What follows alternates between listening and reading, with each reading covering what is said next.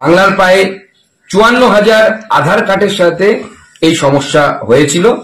আজ রাতের মধ্যে সমস্ত কিছু ঠিক হয়ে যাবে মাননীয় মন্ত্রী আশ্বাস দিয়েছেন এবং আমি বাংলার মানুষকে আশ্বস্ত করছি। আধার কার্ড নিয়ে বেশ কিছু সমস্যা দেখা দিয়েছিল এবং সেই সমস্যা অফিসিয়াল ত্রুটির জন্য হয়েছিল, কিন্তু মাননীয় মুখ্যমন্ত্রী মমতা বন্দ্যোপাধ্যায় এবং তৃণমূল কংগ্রেস সেই সুযোগকে কাজে লাগিয়ে এই সন্দেশখালীর ঘটনাকে ধামাচাপা দেওয়ার জন্য বিভিন্ন জেলায় মাননীয় মুখ্যমন্ত্রী লোককে ভয় দেখাতে শুরু করেছিলেন যে আধার কার্ড নাকি বাতিল হয়ে যাচ্ছে, এনআরসি হবে, আধার কার্ড বাতিল হয়ে যাচ্ছে।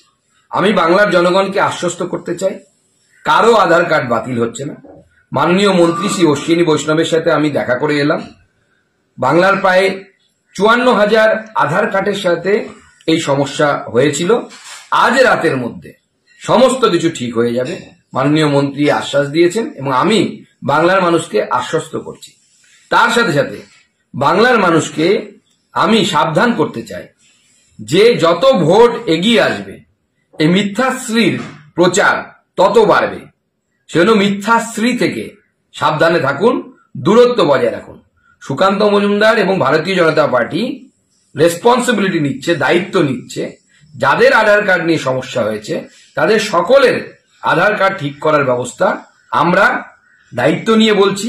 আজকে রাতের মধ্যেই সেই ডিঅ্যাক্টিভেটেড আধার কার্ডগুলো পুনরায় অ্যাক্টিভেট হয়ে যাবে, কারো কাছে যাবার প্রয়োজন নেই। মুখ্যমন্ত্রী যে পোর্টাল খুলেছে সেই পোর্টালেও কোনো কিছু করার প্রয়োজন নেই। না হলে পরে আমরা ডিঅ্যাক্টিভেট যদি থেকে অ্যাক্টিভেট না হয় তার ব্যবস্থা আমরা দেখব।